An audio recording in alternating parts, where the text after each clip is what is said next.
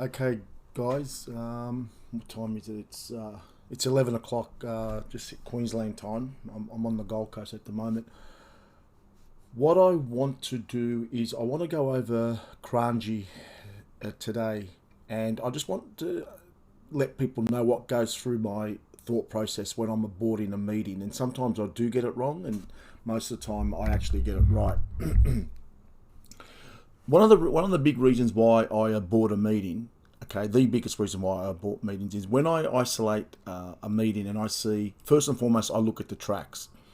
I ask myself, okay, where are we racing at? Now, Kranji is an interesting place. They obviously, if you don't know, they have 7 tracks within one. Basically, they have rail A, B, C, D, E, and then they have an all-weather track, and a poly, whatever they want to call it. So there's all these different, and all it is just the rail positions. Okay, whenever they're racing on the turf, it's just wherever that rail position is set. That's all it is. Okay, certain rail positions favour back markers, certain rail positions favour the on paces, etc., etc. So when I'm doing a sheet and I look at the sheet, one of the big things that I look for, obviously, the first thing I look for is the track. And then I start looking at what my ratings are telling me. What my ratings told me for this particular meeting was that I found a lot of the runners that were basically in the market. I don't like that.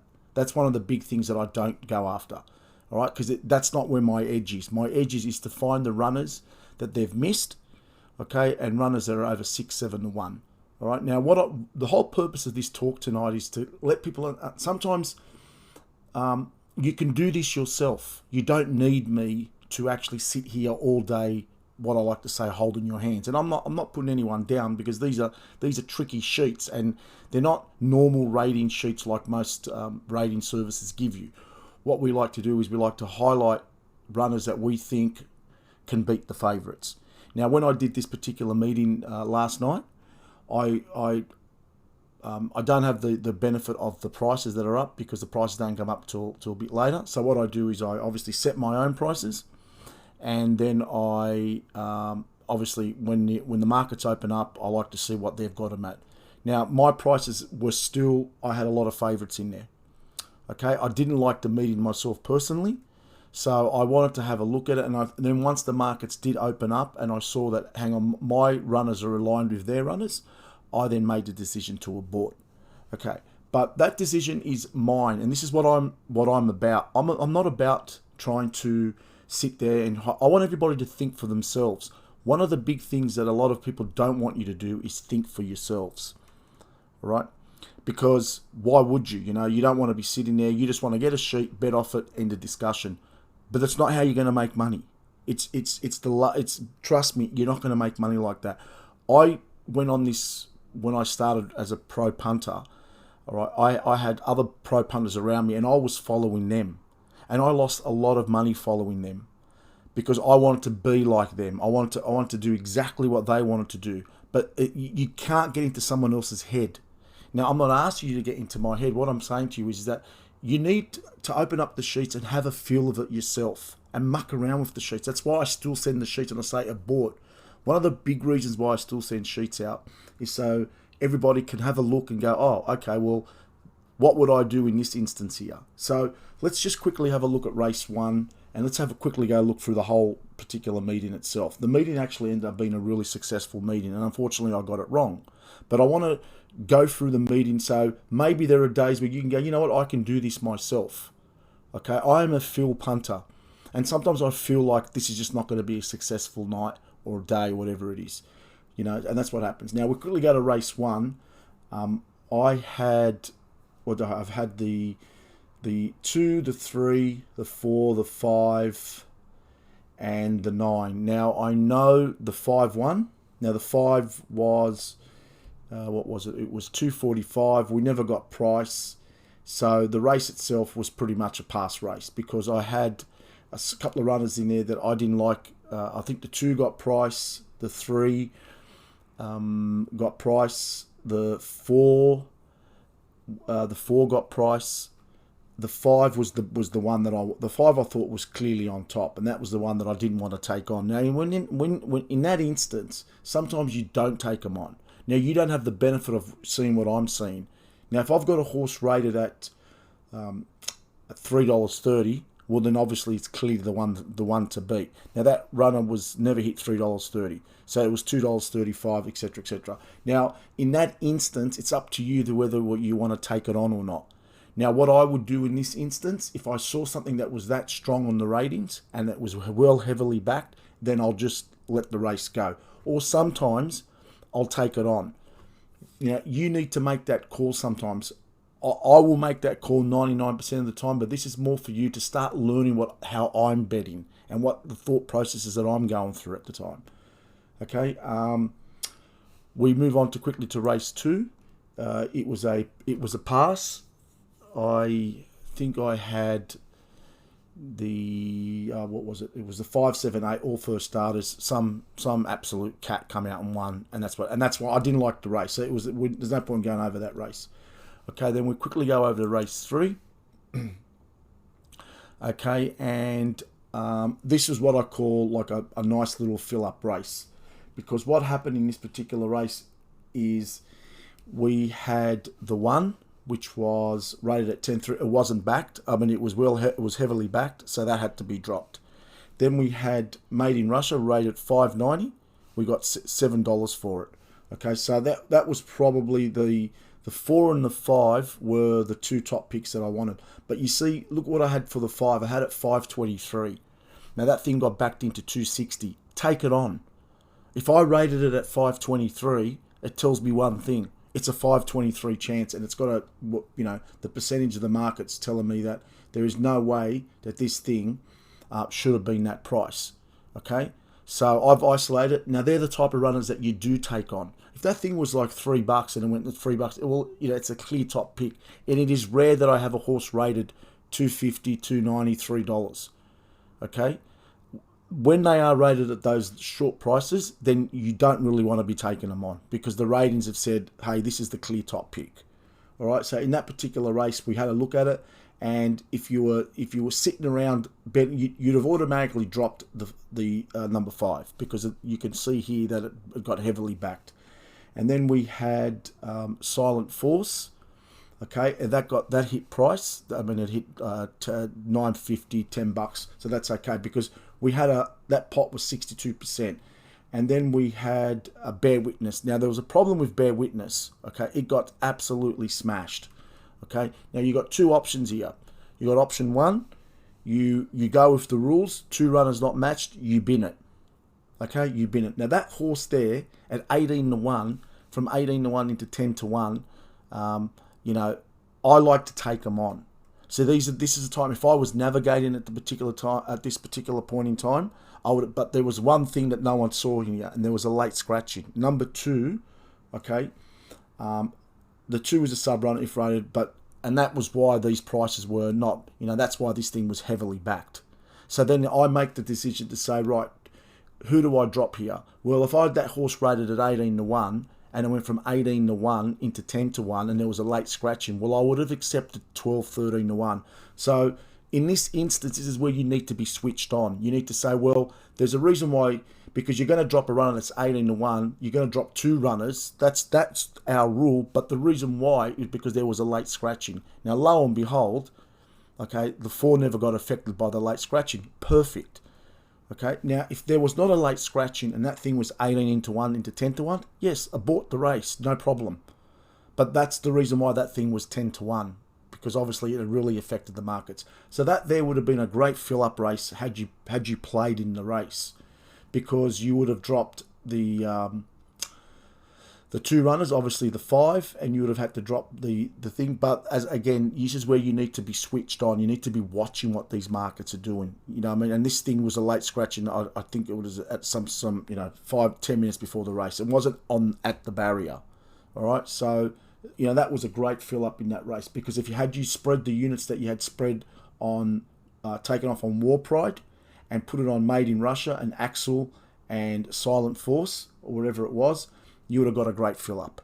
All right. Now this is just an exercise for anyone that wants to do this on their own. Now we quickly go over to race 4. Dynamics seems to be taking forever tonight. I don't know why. Now we had a situation here, right, where we had a 74% pot. Again, look at that pot. It's so critical. Okay, so we had, in this particular race, we had the 1, we had the 3, okay, and look at their prices, all, all matched. We had the 5. I went wide on this particular race. We had the 5, we had the 6, okay, and then we had the 9. Now have a look at the 9. It was $1.70. Massive fill-up race. Okay, now you're going to ask yourself, well, hang on, you just told us about the 291. Why are we taking it on? All right, you're taking it on for one reason, right? If I had that horse rated at 3-1, and it's $1.60, take it on. Okay, take it on, because if it's a $3 chance in my eyes. Okay, now when a horse gets backed in from 3-1 into $1.60, it's a no-no. It's what I want. It's exactly what I want. Now, I don't want to sound contradictory here that, now you're taking on your data. Well, you would be taking on, because let's say that horse was at, say, 250, 260. Then I'd be going to myself, okay, I might not take it on, but $1.65, that's what we're looking for. We want to take on the $1.65 favourites. That's exactly what I'm after. As you can see, it's flippy floppy, but it's not.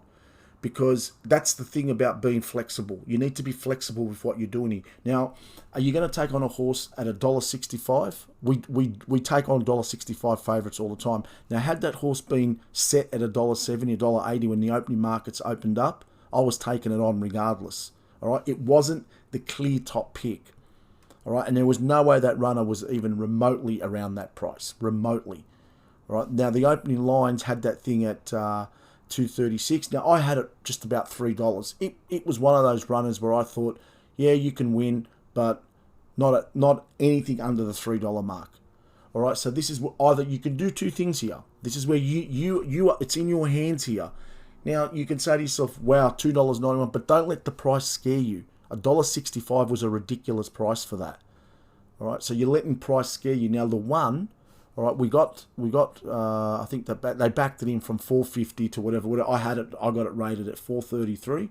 Now, it was an emergency runner, so we removed the 9 and we add the emergency runner in, and that's what the emergency runners are there for this instance. So when that runner does get dropped at a ridiculous price, okay, and so what if it won? So what? I don't care if $1.65 favourite beats me. That's it. I'm not interested in the $1.65 favourites. And if we've got it rated at 3-1, take it on.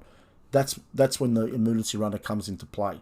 Once you put the emergency runner in, you're home and hosed, and it won. Okay, so that's the beauty about having it. And what you could have done then, you could have either just kept the units on whatever 1.15 units, or you take off the units off the 9 and spread it, which would have got you 1.58 units on the 1. 0.92 units on the 3, 0.63 units on the 5, and 0.87 units, which would have got you a pot of about 133% just by taking on that favourite. All right. Or if you want to be consistent, you want to be really conservative, drop the race. It's entirely up to you. In that instance, I love that scenario. That's a great scenario for me. I got a horse rated at 3-1, all right, and it's gone from 3-1 into $1.60. You beauty. And if I've got an emergency runner that I think can beat it, and I've got price, back it. Or be conservative, pass on the race. It's entirely up to what you want to do.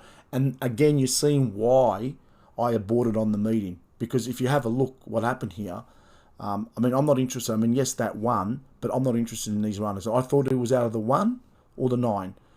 All right, and the one happened to win. Now, we quickly go over to race 5. Okay.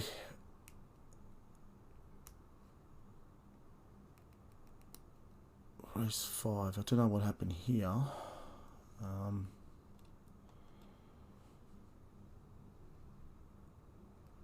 We had a major blowout here. Like a major blowout. We had 150 to 1-1. Now, look at that pot, 66% pot. Okay? Now, let's have a quick look. Now, we had a horse rated at 288. They backed it in from 288 to $1.50. Automatic drop. That's just it. There's not even a question about whether or not it's a pass race or not. You just drop that runner, Okay. Now, number 4, what was it? Lord Justice. No, hang on. Was it Lord Justice? What race were we looking at? Sorry, I'm a little bit trying to go fast here. We had, Lord Justice rated at 30 at $12. Blew out. Okay. Then we had Winning Spirit, 14-1. We got price for that. We also got price for number 10. Okay. And we got price for number 11. Now, in this particular race here, all right, you do 2 things. You take on the $1.65 favourite, okay, or you want to pass on the race. Again, it's your call. Now, in this particular instance, okay, take it on. Again, it's the same scenario as the previous race. What are you scared for? Don't let that scare you. That's the problem. Everybody looks at, it's got to win because of $1.50. No, it does not. It does not. It doesn't have to win at all. As you can saw, 150 to 1 shot beat it, and the second horse was 160 to 1, as you can see here. So they get beaten. Singapore's funny like that as well. So in this particular instance, I mean, if you don't want to spread the units, don't spread the units. Just take off number 2 and back the 8, 9, 10, and 11. Okay, I don't know what was the emergency runner. Was there an emergency runner in this field? I'm pretty sure I did write something about it. These 3 on top, 2 has 5 lengths on these. Not sure if we will get price. If we drop this runner, do not spread units on other runners, as I do not really want to be taken on. So basically I said, if you don't get price on the 2, okay, just back the other runners. All right, and that's exactly what you should have done then. Okay, you wouldn't have outlaid much, but there you go. So I was saying that this thing had 5 lengths on it. That's the instance when you go, do I want to be taking it on? No or yes. All right, and that's the thing. That's up to you. You need to decide that yourself. If I'm not around, now if I'd been around, okay, I would have done exactly what my note said. All right, so we quickly move over to race 6. We've got a massive pot here. We've got 137% pot. Again, we had, it was interesting this particular race. That winner was actually a trial file runner that I had. I don't know why it wasn't on the sheet, but sometimes I make mistakes and that's what happens. So in this particular race, I know that we got the 1 got matched. We got the 2 got matched. The 2 wasn't matched in this particular race. So that there wasn't matched. It was 415. And it was well under minimum rated price, so you automatically drop it. You had the 4, which was matched. You had the 7, which was matched, and you had the 8, which was matched. Unfortunately, all you had to do then with this particular race was dreadful race. Number 2 is a sub runner. Okay, so it doesn't matter. If you'd included the sub runner in and dropped one of the favourites, then you were fine. So either way, you need to make that decision what you want to do. Now, in this particular race, you didn't have to add the sub runner. Okay, so we had the 1, the 4, the 7, and the 8. It was a loss race. We move on to the next race. Okay, now this is a nice race. It's 110% pot. Okay, these are the type of races that we're looking for. All right, and I'm pretty sure we got the winner in this race. We did. We had the 2, which was matched at 6.15. The 4 was an emergency runner, so we wouldn't have to bother with that, and it didn't hit price. The 6 was matched. No, the 6 was dropped. Okay, because it hit 470. Okay, we couldn't. We added the emergency runner in, so then the 4 was not an emergency because we couldn't get price. So we've got one runner that's already dropped, which was number 6. Okay, we had the 9, which was matched, and we had the 11. So in this particular instance, all you had to do with this particular race was you backed the 2. You couldn't back the 4 because it never got price. As an emergency runner, you still want to get its price. Okay, end of discussion. You dropped the 6. You take the units off the 6, okay, and you put it on the 2, the 9, and the 11. And the 11 happened to win it at 11 to 1. That's how you do it. That's how you get the fill-ups. Okay? These runners that are rated at 6.30 and they're back into 6.30 into 2, let them get backed in. And if they get backed in and they beat you, there's nothing you're going to do about it anyway. We weren't going to back them anyway. So just don't be scared of price. I want everybody, I want to keep drilling that into people's, Don't be scared of price. If it's on the sheet, then I think it could win. So that would have been a nice fill-up race.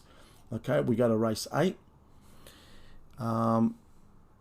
We had the 2, which was a late scratching, so that was fine.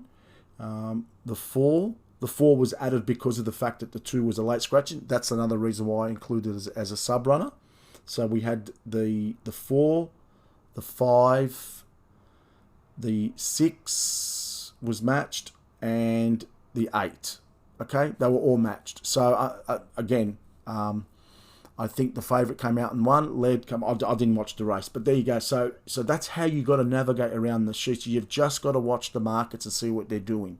All right, and I think now all the winners started coming towards the end of the meeting. So we had in race 9, we had the 1, which definitely got matched. We had the 5, which got matched. We had the 7, it got matched. We had the 9, which definitely got matched, and we had the 12. So this was a wide betting race. I dropped the 2, it's just a poor price. The 2 won, so that's fine. I can cop that. It wasn't a big loss. Okay, so then we move on to race number 10. Okay, and we had the 1, which was not matched. Okay, so it's automatically dropped 575 into 350. Okay, we had the 4, which was $6. That was a nice race here. And then I don't think we had an emergency runner in this particular race. Race 10. Sorry. Okay, so we did not have an emergency runner, which was good. So we had to drop the 1, which was perfect. And then we had the 4, the 5, which got matched. We had the 6, which got matched. And we got the 8. Okay. And they were all matched. Now, what happened in that instance then? The units on that we were meant to put on number 1, okay, go on the 4, the 5, the 6, and the 7. Now, had you done that, okay, where we are now looking at a fairly substantial pot, okay, because only 1 runner got dropped. So that's another fill up. All right, and that's what I mean. You've now got like 1.65 units on a horse, on 1.45 units on a horse that was rated at 532, and we get $6 for it across the board. And that's where you make your money. You make your money on these runners that are rated at 570, 580. They're rated 580 for a reason. Then when they get backed into 355, bad luck, let them go. You don't want them at those prices. Just because they go into those prices doesn't mean anything to me. I rated it at 575 for a reason. The database rated it at 575 for a reason. Okay? And then we go over to race 11. Okay? And we got another winner in the race. We got a nice little fill up here. We got number 4, which was rated at 12-1. We got it matched. We got number 5, which was matched. We got number 6, which was matched. Okay, and number 7. Okay, was there a sub runner in here? No, there wasn't any. So race 7 was well and truly over price, and then we had number 11. Okay, so that pot there itself was 84%. Now what happened then? Number 6 had won. Okay, and the day ended up being a fairly decent day had you gone on your own. Now I aborted because I thought most of the winners that did win, all right, we're hovering around what I thought, so the data was correct. What happened with this particular day, the data was correct, but all these runners that I had rated around the 550, they were all blowers. And it's what you want. You don't want horses coming in. All right, I know number 6 came in from 750. The winner ended up being from like 750 into 650, but the 750 was there 3 minutes before jump. It was actually $8 before jump. But why I'm going over this is sometimes you could do this on your own, and that's why I leave the sheets the way they are, and I say, look, I'm going to send you the sheet, practice on it, simulate on it, sit around and go, what would I do if I was sitting here betting on my own? You don't have to bet with real money. I learnt how to navigate and do these sheets 3 years on my own with not one single bet. All right, one of the big things that I'm trying to get across to everybody, you need to educate yourself. People that win on the punt are educated people. When they talk about the smarties, that's what I want everybody to be. I want everybody to be a smarty. I don't want everybody to be a dummy. All right? So the sheets can win. The sheets do win. We've won thousands of units. You've just got to know how to navigate around the sheets. And once you learn how to navigate around the sheets, I assure everybody you're going to start winning. And this is what I'm going to start doing nightly, daily, just drilling it into how you want to do it. Now, again, I aborted the meeting because I don't like backing horses that I thought were going to be $3.50, $4, because you're not going to win that much money. Now, what happened today at Singapore was these top raters of mine were all blowers, which is perfect. Had I been sitting here navigating, we would have won 18 units. Okay? Just by following the rules and just by following the steps that I'm trying to teach everybody what to do. Okay? Thanks, guys.